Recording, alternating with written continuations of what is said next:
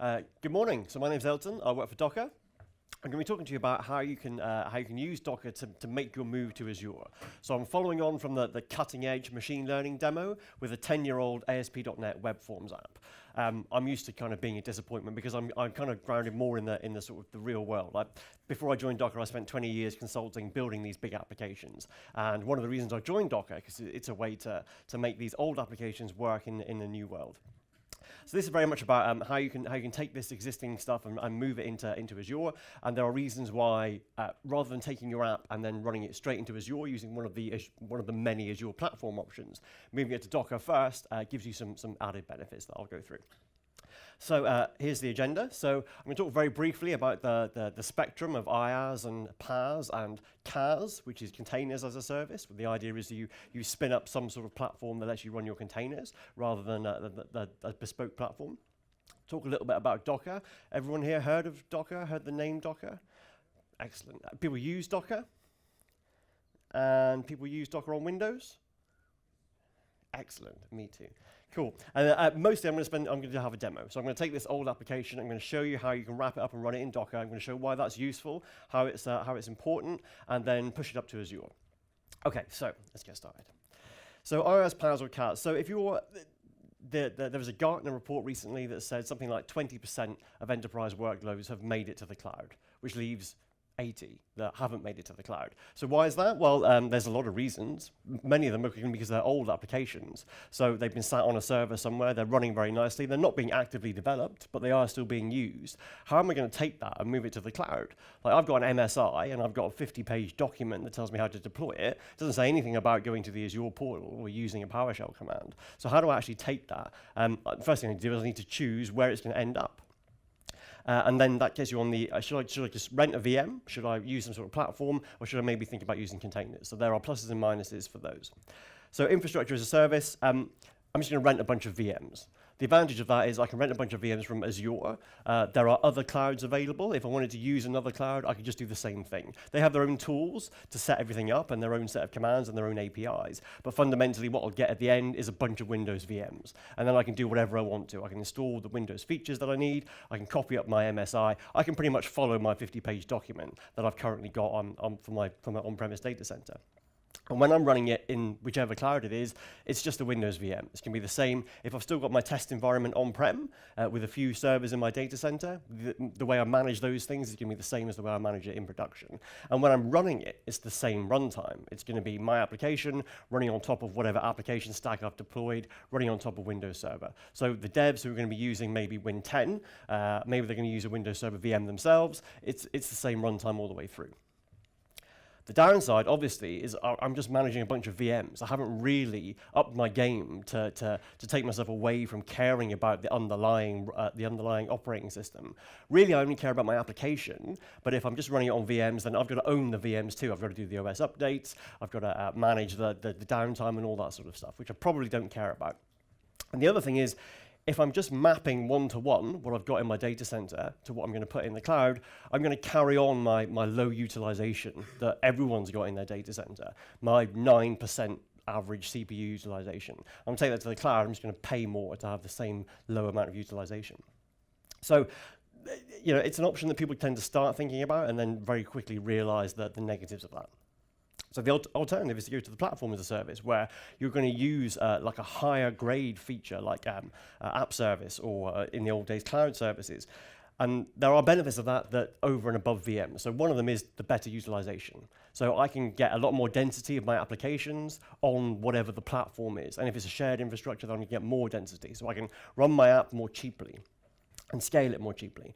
And of course, I'm going to get more features. So if I'm using app service or one of the higher grade PaaSes, then I can scale up by just dragging a slider. I can do auto scale by monitoring a queue and having it automatically spin stuff up for me. I get all that great stuff. And actually, that's a really good end place to be in. The trouble is, if I've got my old application, to move to that, I'm probably going to have to do a bunch of stuff. Maybe I have to actually change code to make it work in this new environment to take advantage of everything. If I don't have to change code, I'm still going to have to do some custom stuff. I'm going to have to package it differently and deploy it differently from what I'm currently doing. So each of these paths has got its own idioms, its own packaging format, its own deployment processes, its own tools. And once I've made the move to that paths, I'm kind of stuck on that paths.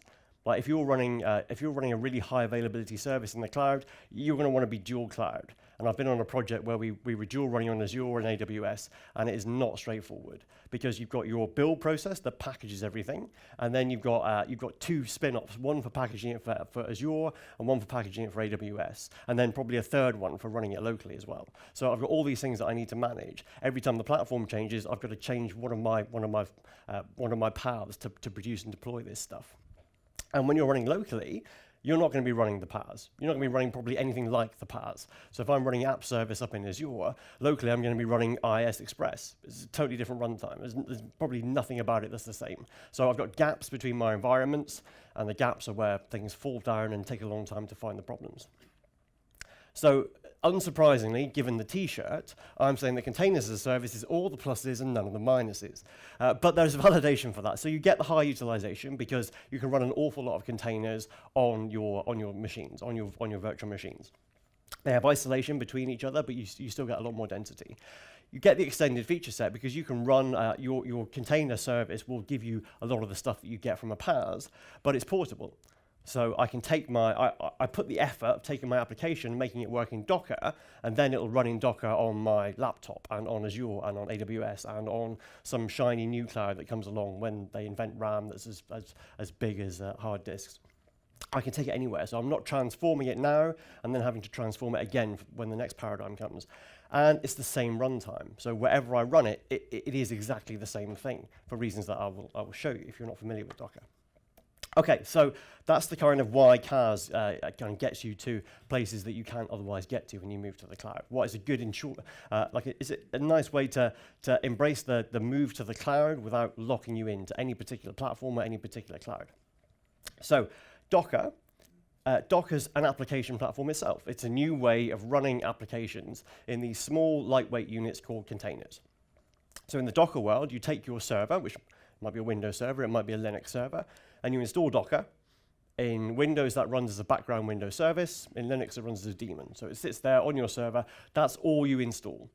So if I want to use this to run a whole bunch of different workloads, like a web application and a database and a background worker, I don't install any of the stuff on the server. I don't install IIS or SQL Server or even .NET. Everything's going to get run through Docker. So when I run my applications, I run them in these things called containers, and I run them through Docker. I use the Docker tools to start them. There's my web app, there's my background worker, there's my database. So they're all running through Docker. I manage them through the Docker command line or the Docker API. But what's actually happening there is the processes that are hosting those applications are running natively on the server. So if I start these three containers through Docker, and then I look at Task Manager, I will see the worker process for IIS, and the console application and SQL Server. I will see those processes running here. There's nothing in between. So I've got my application running my stuff in a container, and there's no big lump in between that and the real server. There's no VM with a bunch of hypervisor stuff going on. The processes are running natively here. Inside the container, each of these apps thinks it's got its own server. So inside the container, I've got a host name, which is my virtual container host name. I've got an IP address. I've got a bunch of compute resources. I can use as many of them as I want to. And I'm isolated. So by default, these things are isolated from each other, but of course you can connect them in like a virtual network. And inside the container, I can use services that are outside the container. And stuff outside the container can get in if you set it up that way. But I've got the isolation, and I've got this incredibly cheap runtime. So I can run a lot more stuff than I could if it was just VMs. So the kind of core workflow to make that happen, so Docker's a platform. It's not just for running containers, it's also for packaging your application and for distributing it. So the workflow, which is on the back of the t-shirts, says build, ship, and run. I'm going to build my application into a thing called an image, a Docker image. That contains my application stack. And then I'm going to ship it, I'm going to distribute it, put it onto a server somewhere so anyone who I give access to can download that image and run my application without needing any of the stuff that my application needs to run. They don't need any of the prerequisites for the app because that's already bundled in the image. And then they run it in a container on their environment, and it's the same as on my environment and your environment and wherever you run it. So I'll walk you through that, and then I'll bring that into the demo. So building the image, you start with a really simple script file called a Docker file. And the Docker file describes all the things you need to do to deploy your application. So it might be for my web app, I'm going to start with Windows Server Core. I'm going to install IIS, install .NET, install ASP.NET, and then copy them and configure my own application. So those are all the steps. So the Docker file replaces your 50-page deployment document. You don't need the screenshots to say, click here anymore, because it's all in the script. And then you run Docker image build, and the output is this image. And the image is logically just one very big file that contains your entire application. So it's got your app in it, it's got the configuration, it's got any third-party dependencies you use, it's got the application stack, and it's got the particular flavor of the operating system that you want to run on, all in that one image, that one big file. And that's the thing that's portable. So to build that, you need this Docker file, that's the input, and that thing's actually very simple. It could be as simple as this. So if you've already got an application, then you've already got a CI process that builds some sort of deployment package, like an MSI, that's fine. You can take that and you can just run it in your image, and you can have a container that's running your existing application. So what this does, this is a perfectly reasonable Docker file. It starts from Microsoft ASP.NET running on Windows Server Core. So what that is that's a Docker image that Microsoft own. It's an image that starts with Windows Server Core, and it's got IIS already installed on it, it's got ASP.NET already installed and ready to go. So it takes care of the first few steps for my application because I can just use Microsoft's image. Microsoft have every patch Tuesday, when they do the monthly releases with the security fixes and the hot fixes, they also update their Docker images. So these are free public images that anyone can use, and they get updated every month. So the latest version will always have the latest updates. And then all I'm doing is copying the MSI from whatever process currently generates it. So wherever I run this machine, this MSI needs to be available, and Docker will copy it into the image, and then it will run this command, which is just MSI exec. So it's just executing the MSI to deploy it in the same way that I would if I was running it on a VM. So there's no UI in containers. So containers don't have any access to the graphics subsystem. You can't throw up a window as part of your MSI and put some details in and click OK. It doesn't work like that. You can run pretty much any server-side app as long as you can deploy it scripted. And unattended deployment is a kind of prerequisite. So this is as simple as it gets.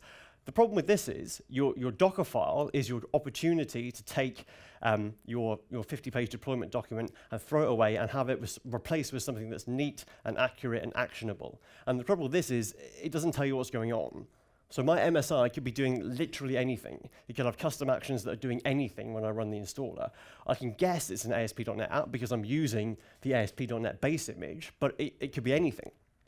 So the alternative is to go completely the other end and write a Docker file like this that says, I'm going to start right from the beginning. I'm going to start from Windows Server Core, which is effectively Windows Server 2016 in the core deployment with no UI.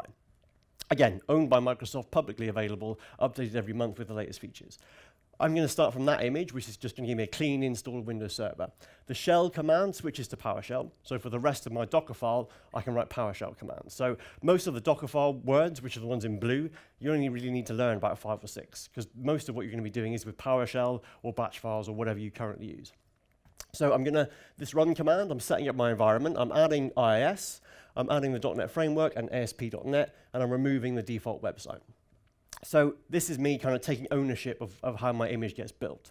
If maybe you don't want to use Microsoft's image that pre-bundles all your prerequisites, you can go right back to the start and build up your application server, effectively is what you're doing, with the features that you want. Okay, so that sets up my prerequisites. Oh, yeah, question? Do you use ARM templates? No. No, so this is not about Azure. What you're doing now is building an image that you can run anywhere.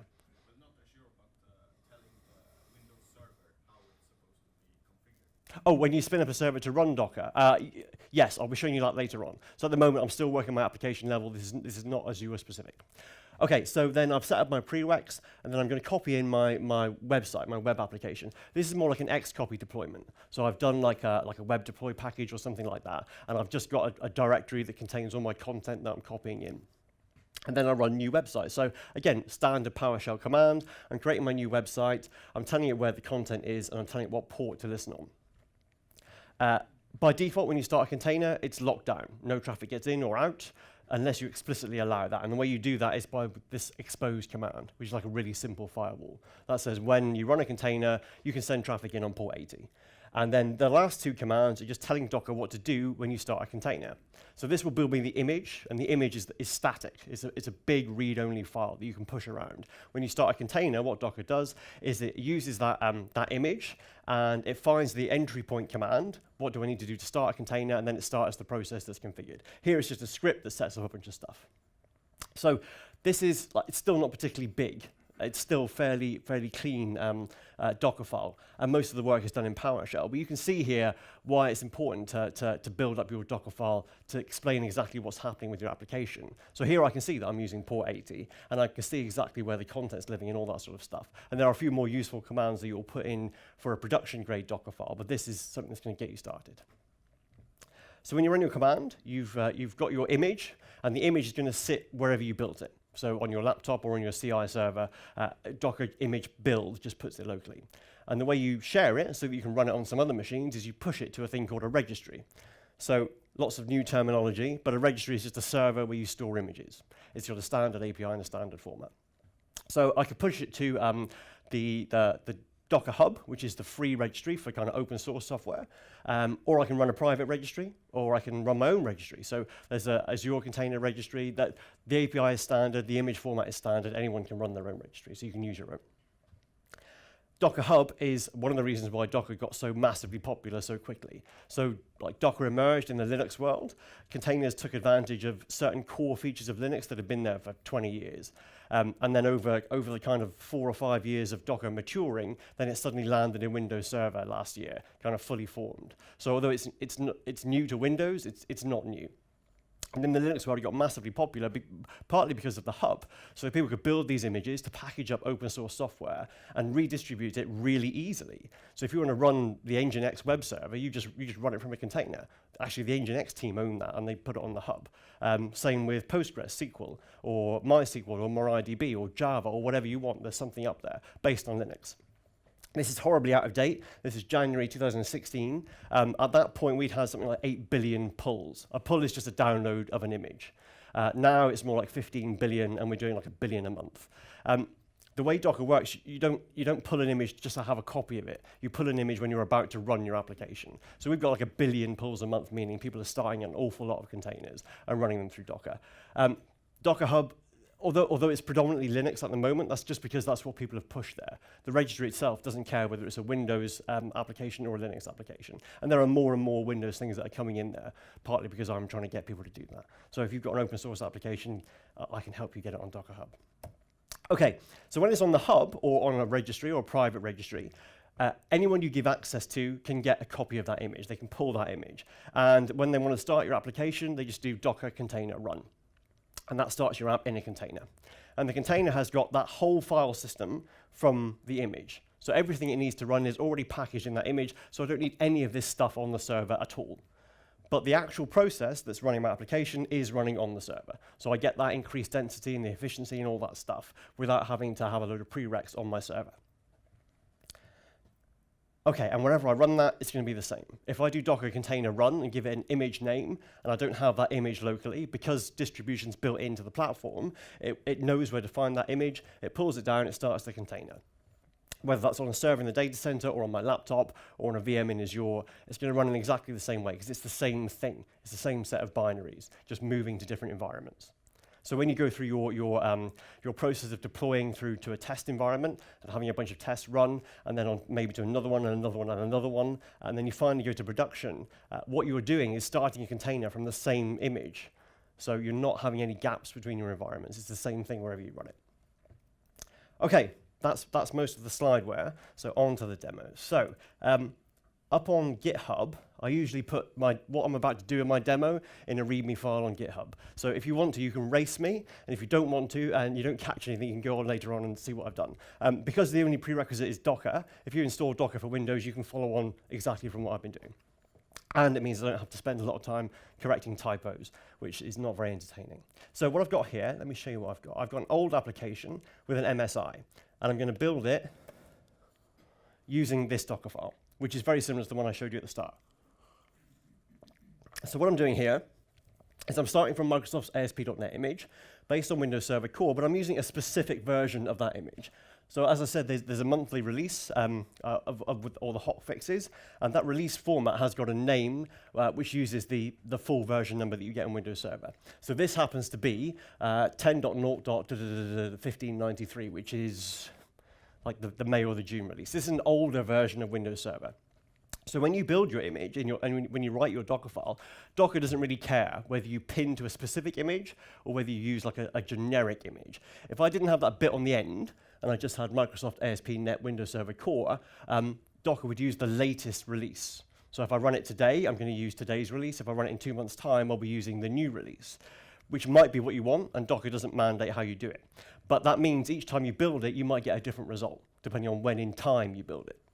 If you pin it into a specific version of Windows, and if you have specific versions for any dependencies you install, every time you run it, you'll get exactly the same output, which means this is now an idempotent Docker file. It's going to give you the same image no matter when you run it. So it's a good practice. Switching to PowerShell, and I'm setting the entry point to be my Bootstrap script, which I'll show you in a second. Then I copy in the stuff that I need, my script, my MSI, and then I run MSI exec to do the deployment. I wrap it up in PowerShell because the Windows installer subsystem, it has the XC to start things off, MSI exec, and then it has the Windows service in the background that does the deployment, and MSI exec can return before it's actually finished. But if you wrap it up in a PowerShell call and put the wait flag on, then that actually waits till it's fully installed. So this makes sure if you've got a fairly sizable app to deploy, this makes sure it's actually deployed before Docker moves on and says, I'm done. Okay, so that's all we need to do. So the starting point here is I've got my application, it's running somewhere, I've got the MSI and the deployment document, I want to move it to Docker without having to do a whole bunch of learning about Docker, so I'm just going to take what I've got and put it in and see what I get. Okay, so also in here I've got my Bootstrap script, which is just a startup script. So what this does, Service Monitor is a little tool that's part of the image that Microsoft give you that just makes sure the ASP.NET, the IIS web service is still running. And then I'm just copying in environment variables. So when you start moving to the container world, most people use things like environment variables for configuration. The reason for that is because they're the lowest common denominator. Everything's got environment variables, from virtual machines to containers to Heroku to whatever. So it's a good way of moving your configuration settings to a place where the platform can dictate where it runs. And all I'm doing here is making them available to IIS. So that's what that does. Now I'm going to go and build my image. So in here, I'm in the directory where I've got my Docker file and all the bits and pieces that I need. So I'm just going to run this command, docker image build, and I'm giving it a tag. Let's go back up here. And the tag is just the name of the image. I've just called it CloudBurst v1. You'll see that was really, really quick. And everything says it's coming from the cache, using cache, using cache. The reason for that is, although the Docker file is one thing, and the output of the image is logically one thing, actually each instruction in the Docker file creates a different layer in the image. So logically, the image is one big thing, but physically it's stored as different files, different layers. And those layers are cached and they can be reused. So if I don't change anything from the input, Docker will just take the existing thing from the cache. It won't rerun those commands. And because I ran this earlier to make sure it was all going to work reasonably well, everything's coming from the cache. If I didn't use the cache, then it would still do the same stuff, but this command would take a little bit longer. The MSI exec would take a few seconds to run. But now I've got my image, so that's cool. So now I can run my application in a container. Now I'm going to run this first and then show you what I'm doing. So my application is, like I said, it's a really simple web forms app, and actually it uses a SQL Server database. So it uses SQL Server to store a bunch of reference data and store the input from the users. I don't have SQL Server installed on my Surface. I don't intend to install SQL Server on my Surface, but I can run SQL Server in a container, so that's fine. So I've got two things that I need to run in containers now. I've got SQL Server, and then I've got my web application. And the Docker file, which describes my web application, I've already written that. But what I've got here is a Docker Compose file. A Docker Compose is how you describe multi-container applications. So my Docker file does one component, my web app or my console backend or whatever I'm doing. And then my Docker Compose file says when I run this, I need a database, I need my web container, I need this, this, and the other. So this is the equivalent of a Docker run command that's starting up SQL Server. So again, this is an image that Microsoft own. Anyone can use it. It's SQL Server for Windows, the Express edition. And all I'm doing is setting up the configuration. So I'm accepting the license agreement, and I'm passing in a file with the passwords and stuff. and I'm connecting it to a virtual network, a Docker network. And then I'm also starting up my web application. So this is the image that I've just built. This is CloudBurst v1. And I'm exposing port 80 so I can send traffic in. And I'm connecting it to my signup DB. I'm saying it's depending on the signup database. And it's using the same file for the passwords and stuff, connected to the same network. So when these containers run, they'll be in the same Docker network. They can reach each other by the name. So signup web, inside the configuration file, it's using signup DB as the server name. And there's service discovery within Docker. So when the web application container says, find me the signup DB server, it just uses DNS. Docker's got a DNS server, and it will say, here's your container. So that's the service resolution is done by container name. OK, so that's running. So Docker Compose, I described that the file describes my multi-container application, and then Docker Compose itself starts up that thing. So I've got 2 containers running now. So let's show you what they look like. Let's try an ls. So I've got my CloudBurst v1 application, and I've got my MS SQL Server. So when you start a container, you can give it a name, or you can use the random ID that Docker generates. So if I want to see what my container looks like, I can do docker container inspect, and then use part of the ID, D82. So this is my web application container. Now, because I've mapped the port, any traffic coming into my surface on port 80 will get redirected into the container. But when I'm on my surface, then I need to use the kind of virtual IP address to get to the container directly, which is this. So if I browse to this site, you will see my web application. So this is IIS running inside my container, and I get a 403 area, which is fine because I've done this demo before, so that's all expected. The reason why I've got this is because my application doesn't listen on the root. Like it's got a virtual directory, which I know because I remember. But if I didn't know, I would have to go and look at how the MSI is built. So if I wanted to find out, actually, there's some sort of problem here, let me go and have a look at the deployment. I can go and look at my Docker file, and it doesn't tell me anything because it's all done in the MSI. This is why the MSI is a good thing to get started with, but you probably want to move on fairly quickly if you can. So my MSI is doing something, it's deploying it somewhere, I don't know where. That's fine, because I've got the source code. So I can go to, I'm using Wix, which is the kind of XML way to define an MSI. And in here is my alias. So that's how I know it's that product launch virtual directory. And if I hadn't already at the right point, all I would have to do is kind of scroll through this 300 lines of XML to work out what's going on. So that's why your MSI is it's an extra step that you want to try and get rid of if you can. Okay, so now that I'm in the right place, here's my application. It's not particularly impressive, but it's just a really simple demo. This thing is real, actually. Image to Docker. I'm not going to demo it today, but it's a way of it's a tool that generates Docker files for you. So you point it to an existing application, VM, and you tell it you want to suck a website out, and it writes the Docker file for you. But this is a fake newsletter website. So let's go and sign up with some details. So I've got CloudBurst v1, and I've got Sweden on here. And when I click go, it's going to save that data in SQL Server, which is actually in my container. Now, when I started my SQL Server container, I didn't expose any ports. So that SQL Server database is only available within the Docker platform, within the Docker network, or to the Docker command line. So my website can access it, that's fine. Those drop-downs that I selected from, they come from reference data. So they're coming from the database, and the data's been saved in the database. But I can't connect SQL Server Management Studio to the container because I haven't published any ports. If I did publish ports, I could connect Visual Studio or SQL Server Management Studio or any SQL client to my container. It just looks like a remote database, so it's fine. So I could have done that. But because I haven't done that, I can run a command inside the container to make sure the data's in there. So what this does, I'm executing a command inside the container. The container is called signup_db, and I'm running some PowerShell, and the PowerShell is going to invoke a SQL command. And it's going to run that command inside the container and show me the output. So that's the data I've just put in. I know that invoke SQL command is available to me because it's part of the SQL Server image. So when Microsoft build that image, they give you the database engine, and they also package up all the PowerShell SQL commanders. So I know that's available because it's part of the image. So I can be sure that I can run that script and it'll run correctly, and I'll see the output. Okay, so that's my application.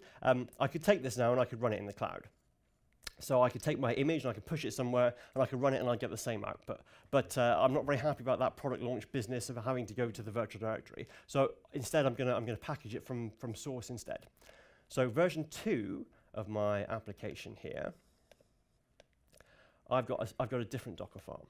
So what I'm doing in this one is I'm starting it in the same way. So I'm starting from Microsoft ASP.NET. I've bumped up my Windows version. So I'm using 17.15, which is the August release, I think. So this is how you do a Windows update in the Docker world. So if I've got 100 containers running from different images and I want to do a Windows update, what I do is I change the Docker file, I rebuild my images, I throw away my old containers, and I start new ones. So I don't ever connect to a container and do something unless I'm trying to debug. The container is meant to be a throwaway thing. So you don't connect to it and do a Windows update. You throw it away and you replace it with a new one that's got the update in it. And that actually enforces a pattern where you say you don't get into the situation where the ops team are deploying a Windows update and it breaks your app because it's gone to production first. It starts way back here. So I update my image. It goes through all my tests, my automated tests, my UAT tests, whatever it's going to happen, and then I'm going to put it into production. So I'm not going to get a break in production if there's a problem with the patch, which is rare, but does happen. I'm going to find it right back here. And then the rest is the same. I'm switching to PowerShell. I'm getting rid of the default website and setting up my own. And I'm not using a virtual directory, so the root path is going to take me straight into my website. I've got one extra thing in here. I've got a health check. And what the health check does is it lets Docker test that the application container is actually healthy. So Docker doesn't know or care what's inside the container. Could be a web app, could be a console app, could be anything. Database, message queue. The way Docker checks that the container is still running is by looking at the process that it started when it started the container. If that process is still running, everything's fine. But if it's a web server, your process could be running and it could be maxed out. It could be sending 503s to every request. So Docker thinks it's healthy because the process is running, but it's not actually doing anything useful for you. What the health check does is it lets you capture inside the image how Docker can test if your application is really healthy. And what this is going to do is every 5 seconds, Docker will run this command inside the container. It's just going to make a simple PowerShell command to browse to the local website. And if the status code is 200, then everything's fine. Tell Docker that the application's healthy. Otherwise, tell Docker that it's not healthy. And then Docker will take action depending on how you're running it. If you're running on a single server and your container's not healthy, there's not much Docker can do. It tells you it's not healthy, it fires an event, and then it leaves it at that. If you're running on a cluster with lots of servers and a container is not healthy, Docker will kill it and spin up a replacement somewhere else. So it's this kind of self-healing stuff that you enable with this health check command. Then I've got the same bootstrap script in my startup, and then I'm copying in my website, my published website. Now this published website is coming from something called the builder. And the builder is just a previous stage in my Docker file. So my actual application image starts from here, starts from ASP.NET. But before that, I've got another stage, which is actually compiling my application. So here I'm starting from one of my images that's got MS Build installed with the web deploy package. So I'm starting from an image that's got my entire build chain, and I'm copying in my NuGet package and doing a NuGet restore. So that's running inside like a temporary container. That will execute, and that will bring in all my packages from NuGet. And then I'm copying the rest of the source code, and I'm doing MS Build, and I'm creating my deployment package. So that's going to run my MS Build deployment. So at the end of this stage, I've got a compiled website, and then this stage starts packaging that up, and right at the end, I copy in my published website into my final application. This first stage is kind of throwaway, so that doesn't end up in the final image, only the stuff you want to ends up in the final image. The reason why this is important is now you can build your application without anything except Docker. So now you don't need Visual Studio or MS Build or .NET at all. You just need the source code and Docker because the compilation is taking place at this stage, and this 6-side MS Build image has got the whole the tool chain already installed. So if you're spinning up a CI server, you don't need to spin up a CI server and install a bunch of prereqs. You're just going to have Docker, and then everything comes through the image build. Okay, so it's a different type of Docker file, but I use it in exactly the same way. So I'm going to go and build that image. Where am I? Yeah, okay. So image build, I'm tagging it CloudBurst v2. And again, I've already run this, so it happens super quickly. If it hadn't hit all the cache for everything, you would see, at this point, you would see the output from MS Build. You would see all that running inside a container. And then that would give me my published output in my website, and then it gets packaged in the final session, in the final stage. So now I've got version 2 of my application, so that's cool. So I can go and spin up version 2 using my compose file. So I'll do that, and then I'll show you what the compose file looks like. So the compose file for version 2, I'm using exactly the same database definition, so this hasn't changed at all. And my web application, all I've changed is the image version. So I'm using CloudBurst v2. Okay, so what Docker Compose does is it looks at the compose file as the desired state, and it looks at what's currently running. And it works out the delta, and it makes whatever changes it needs to make. So it said the application signup DB is up to date. My database hasn't changed. I'm going to leave that container running. But the definition for the web app has changed, so I'm going to recreate it, i.e. kill the old container and start a new one. This is how you do an upgrade on like a single server. This is not a zero downtime upgrade, because in the few seconds where my old container's gone and my new one's starting, there's nothing listening on the port. Again, if you're running in a cluster, you can do zero downtime upgrades, because Docker can start one container over here and then kill this other one over here. Okay, so now I've got my application container is now a completely new thing with a new IP address. So if I do container inspect, I get a new IP address. Hey, come back. And when I browse to this, a couple of things. So firstly, it comes back almost immediately. There's no lag on the first user hitting the website. The reason for that is because of the health check. So when you start a container running IIS, it's exactly the same as when you start IIS on a VM. The Windows service is running in the background, but the worker process to handle your website doesn't get started until you hit the first request. So the first person who comes in to browse to your website has the penalty of the W3 process starting up. But because I've got a health check, the health check is the first thing that hits the web app. So it's already warm by the time a user comes in. So there's no delay in starting it up. I've changed the color, because obviously changing the color is the easiest way to show people that you've done something different in a demo. But it's the same application. So I go in here and do sign up. I can do CloudBurst v2.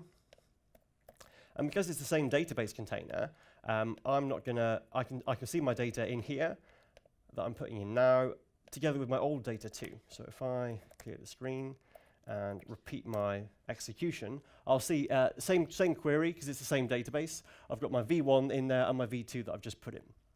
So I've changed the way I build my image. So now I've got an image that I can build from source. So if I want to make any changes, I can do that in the source and just run docker image build again, and I'll get a new version of my application. If I want to change any of the definition about the app itself, so here I've got rid of my virtual directory when I create my website. I can see in here exactly how the thing works. I can see where the physical path is for the content. I can see how to test that it's healthy. Docker can do that itself, and I can see where the content's coming from. So it's all much cleaner. This thing, like I say, this is portable now, even at the source code level. So the image is the portable binary to run your application, but anyone with the source can build this as well now. Okay, so I've got that running locally. So if I want to, so that's the kind of the build part of it. If I want to share it, then I need to ship it to a registry. So this is not a open source app. I don't want just anyone using this app. This is a great app. So if I want to share it, I'm going to share it on a private registry. I've got my own registry running. And in order to share it, I need to give it a more useful name. So when I built it, I just called it CloudBurst v2. So that's enough information for Docker to assume that it's coming from Docker Hub, which is the default place where images come from. If I want to put it to a private registry, I need to have the registry domain name as part of the image name. So what I'm doing here is I'm saying Docker image tag. So take this image and apply a new tag to it, which starts with my domain name from my registry and includes the other bits and pieces about where I'm going to store it. So all that does is it creates an alias. So my image has got one name, I've added another name. So it's not a copy of the image, it's just another alias. And because I now have this alias with a full domain name from my registry, I can go and push this up to my private registry. So what that's doing is you'll see the layer already exists because the caching that works locally on your local image layers is the same in the registry too. So when I push this up to the registry, what it's going to do is look at all the physical layers, that's what all these IDs are, check to see if there's already something that matches on the registry, and it won't push it if it's already there. So it's really efficient with your storage. Okay, so it's pushed that up now, so I'll show you what that looks like. So this is my registry. This is the Docker registry project, but they're kind of, as I say, it's an open API, an open format, so anyone can have their own registry server. There's a Azure Container Registry, which integrates with Active Directory, and then all the other providers add some sort of source on top to make theirs more desirable. So I'll show you that I've put this up here now in my, I call it demo CloudBurst. So here's the image, and it was pushed a minute ago by me. It's 6 GB compressed. The reason it's 6 GB compressed is because it's based on Windows Server Core. So the base image is the full Windows Server Core. And I've pushed that up now. Now, if I wanted to, I could scan that. One of the things that we have is security scanning. So because the image format is an open format, and it's well understood, you can write tools to do things to your application image that you couldn't really normally do with an ordinary deployment package. So one of those things is security scanning. So I'm not going to scan that image, but I've already previously uploaded the ASP.NET image. So you can take somebody else's image, give it a new tag, and push it to your registry. That's fine. The reason for doing that is so that now I have my own version of the ASP.NET image with a much friendlier name, so I don't have to remember the long Microsoft name. And so all I've done is pulled that image, pushed it up to my registry, and started a scan. And the scan has found problems. So let me show you what they look like. So what it does is it looks inside every single layer, looks at every single binary, tries to work out what that binary is, and then checks it on vulnerability databases to see if there are any known issues with that binary. And there are some. So in here, there are problems with zlib or zlib, which is nothing to do with my application. It's not anything that I've put on. It's part of the ASP.NET deployment, or somewhere buried right down in Windows Server. So if you're running ASP.NET on Windows Server 2016 today, you've got this problem. You just didn't know about it. But with Docker, you can see inside the image, and you can decide how you want to remediate it. So I could go and find the file path, and I could say, actually, this is something that you can't reach from any of my apps, so I don't care. And I'm gonna take responsibility to say this is not something that's gonna actually affect me when I go live. Or you might say, I'm not happy about that. What I'm gonna do is I'm gonna take this image, and in my Docker file, I'm gonna delete zlib. And then I'm gonna run my tests, and if my app still works, that's fine. So you at least have the knowledge, and you can decide how to remediate it. Okay, so I've pushed my image up now, so now I can run it in my in Azure. So, oh yeah, I should have said. So this is running in Azure. I've deployed it using from the Azure Marketplace. So this stuff is our CAS platform running on Azure. And this is how you manage your images, and Universal Control Plane is how you manage actual containers. So when I've been running my Docker commands, the Docker command line just talks to an API. So the Windows service or the Linux daemon has got a REST API to control containers, and the Docker command line just talks to that. That API is also open, so people can write their own interface on top of it. So you can get, there are open source UIs to manage containers. There are other orchestrators that manage containers. They all run them through Docker, but the output is, you can manage them a different way. This is our UI. So what I've got here, again, this is running in Azure. I've got two nodes. I've got a manager node, which is running Linux, and a worker node, which is running Windows. So if I want to deploy my application, the way I do it is by creating a stack. A stack is just a name for a multi-container solution. And the way I do that is with a compose file. So the compose file for my production application, which I'll get deploying, and then I'll show it to you. I'm going to deploy it as services and paste in my compose file, and that's going to start creating. So when I go to production, the compose file format is the same, but I've got some extra stuff that I can put in if I want to. So I can still run this locally, but when I run it in production, I've got some extra hints about production. So this deployment section here is saying, that this is a Windows application. So Docker images built on top of Windows have to run on a Windows server because a Linux server doesn't understand how to start a Windows process. So if I've got a mixed set of workloads, if I've got some Linux and some Windows, then I can create a cluster that's got some Windows servers and some Linux servers.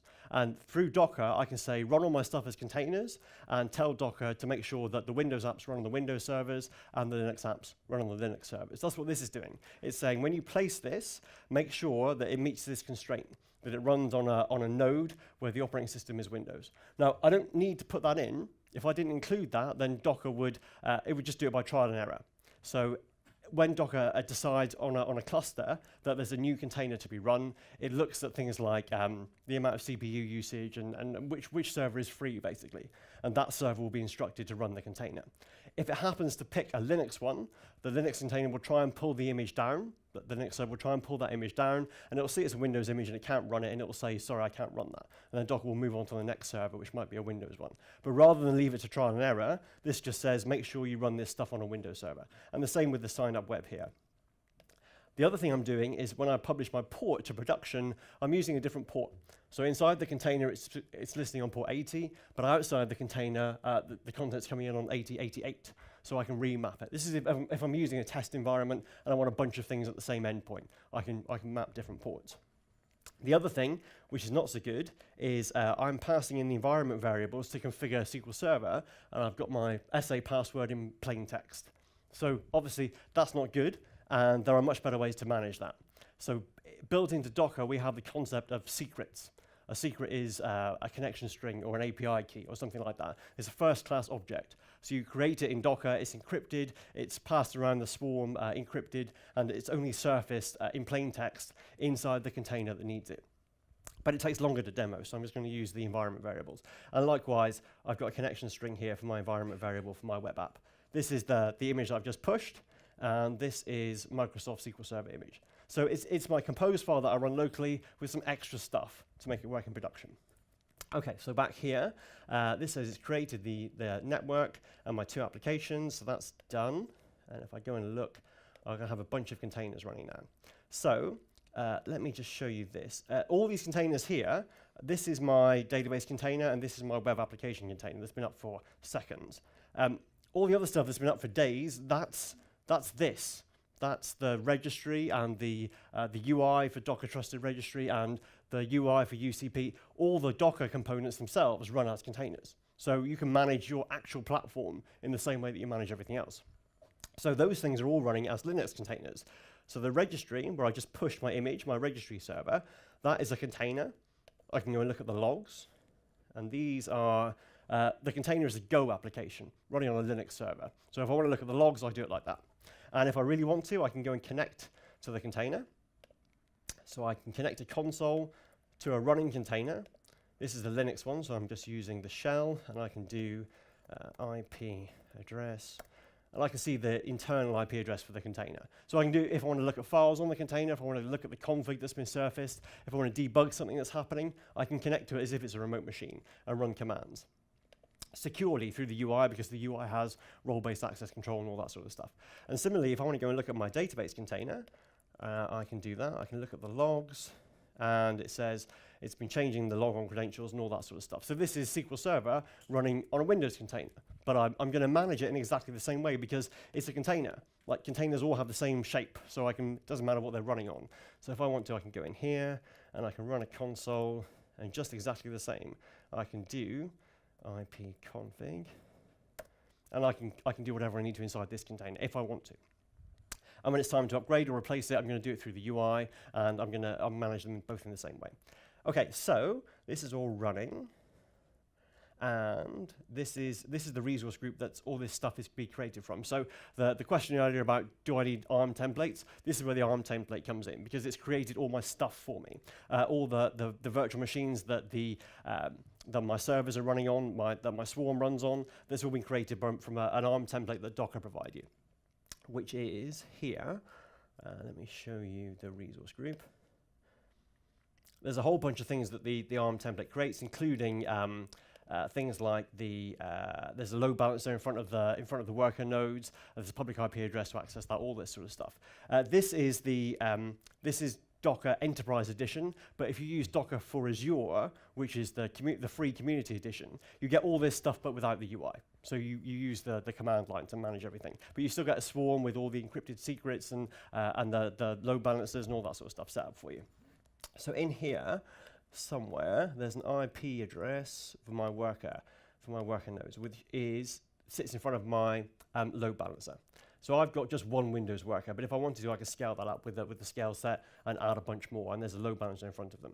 So if I browse to 8088 on that address, there's my app. So that's now running up in Azure.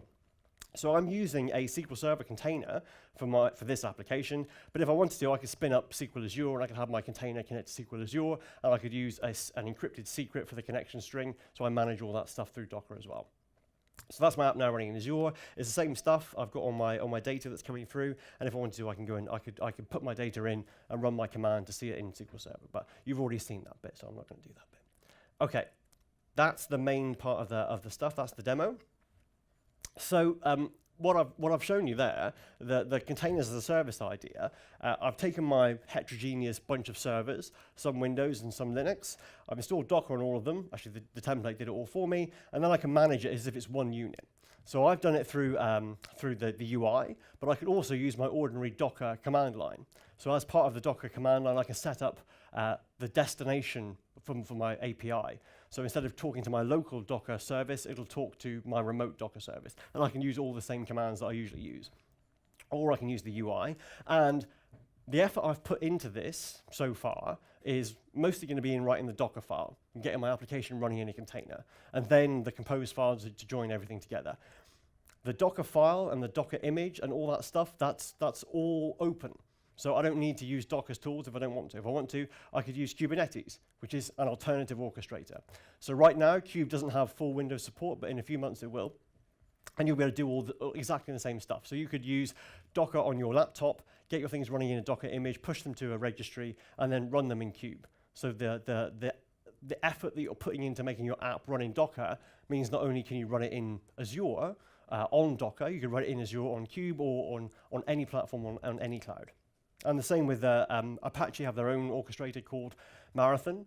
Back in 2015, they said they were adding Windows support.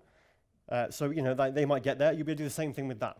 And again, these are running Docker containers from Docker images. So it's a portable format.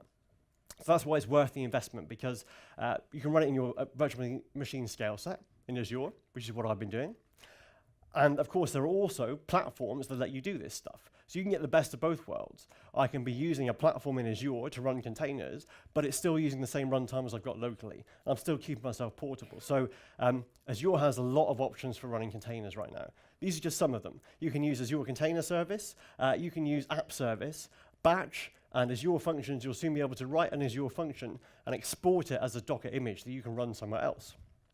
All these things you can monitor with OMS, so OMS can suck stuff up from the containers and surface it for you. And of course, it has integration with VSTS. So VSTS has tasks that will do the building of the image for you and the pushing of it to a registry. So you can really easily write your Docker file, get it working locally, and integrate it all with your CD.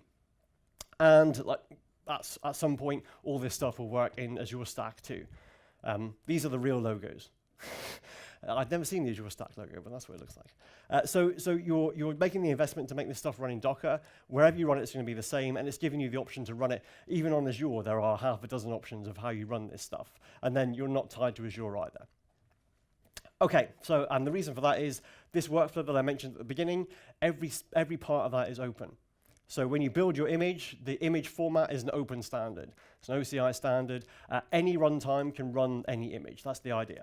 When you ship it to a registry, again, the registry API is open, and there's an open source registry that you can run yourself. You don't need to use a commercial registry. And when you run it, they all run in the same way. So we took the actual container runtime out of Docker and put it in this separate thing called Containerd, which is open source. So if you want to integrate a container runtime into some other product, you can. And there are alternatives like Rocket and Cryo. Again, they all work with the same thing. If you're running in Rocket, you can run a Docker image from a Docker registry. It's fine. It's all open. It's all portable. Okay, next steps. The demo I showed you is a kind of cut down version of a workshop that I do, and that workshop content is all on GitHub. So if you want to, it tells you how to set up your environment. It's got if you want to sit on your own in the dark for an entire day and work through a workshop, it's all there.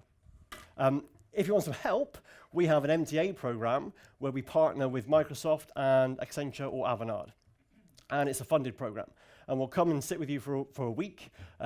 we'll identify a good candidate application, and we'll get it running, doing exactly what I've shown you. Get it running in Docker, get it running in Azure, and then if you're not interested in carrying on, you don't carry on. And then our own conference, DockerCon, is in Copenhagen in 2 weeks' time. I think there are only a few tickets left, but if you use the code Elton10, you'll get 10% off.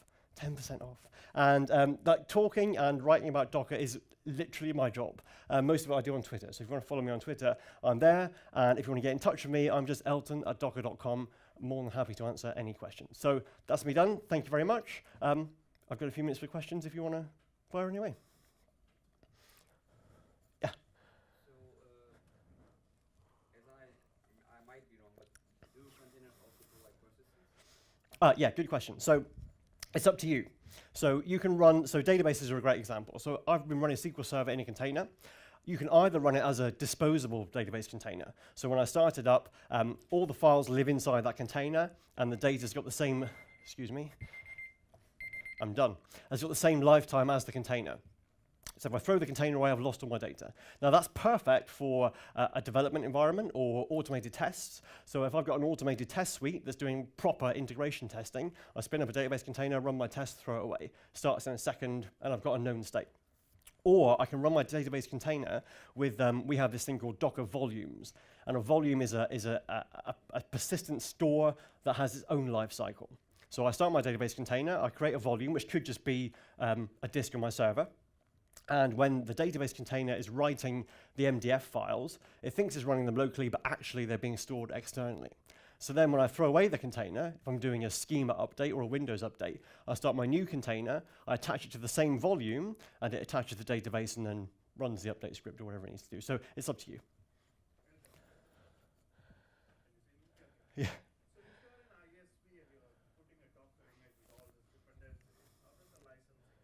Licensing, good question. So if you're an ISV and you want to do this stuff, how does the licensing work? Well, there are two parts to licensing.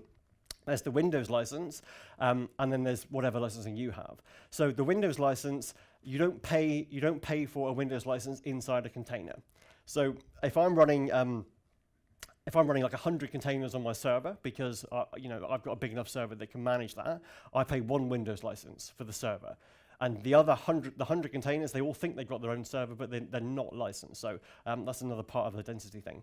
If you're an ISV, you can write your Docker file, build your Docker image, and you can ship it through Docker Store. So Docker Hub is the free registry. Docker Store is like the App Store. It's how you can sell stuff to people. So Oracle and HP and stuff have got the stuff up there.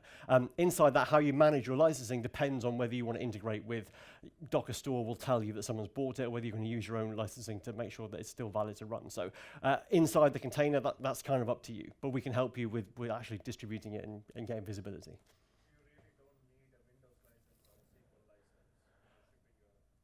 SQL is slightly different. So you really don't need a Windows license. No, you really don't need a Windows license. So those images I've been using, ASP.NET and SQL Server, they are public. They're free to use because you can only run them on Windows Server 2016 or Windows 10. So you can only run them there. So you have to have a license, but it's the license on the host.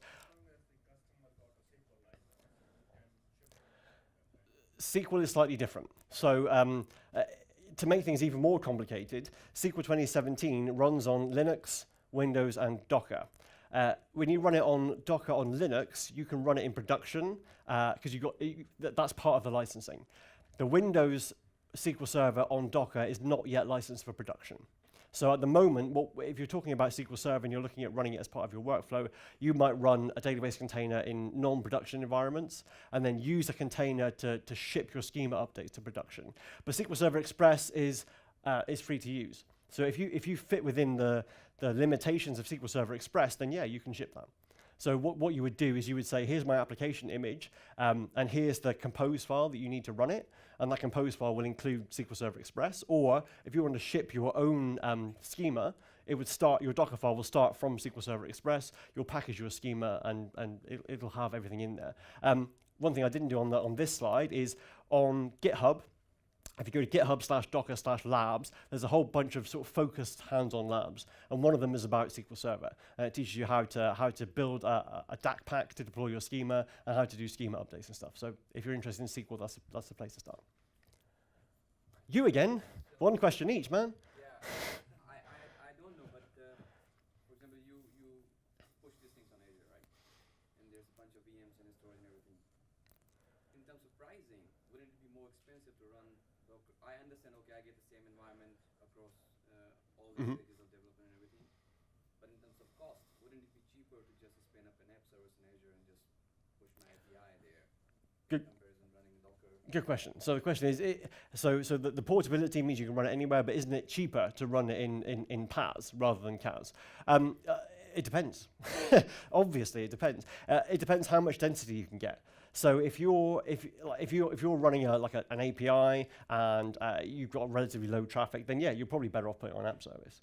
If you can run it in .NET Core and run it on a Linux container, then you get the best of both worlds, because you can run it in a Linux container on app service, you can run it in a Linux container locally.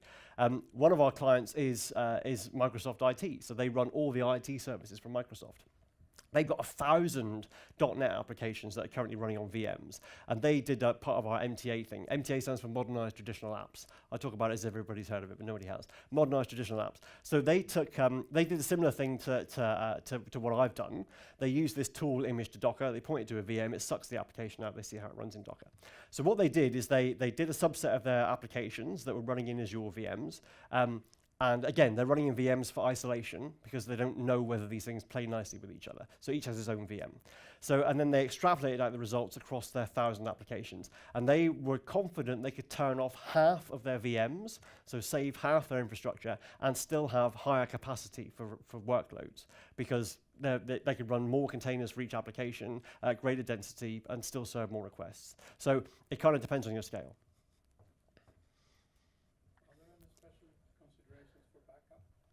Are there any considerations for backup? So Docker doesn't really care what's happening inside your container.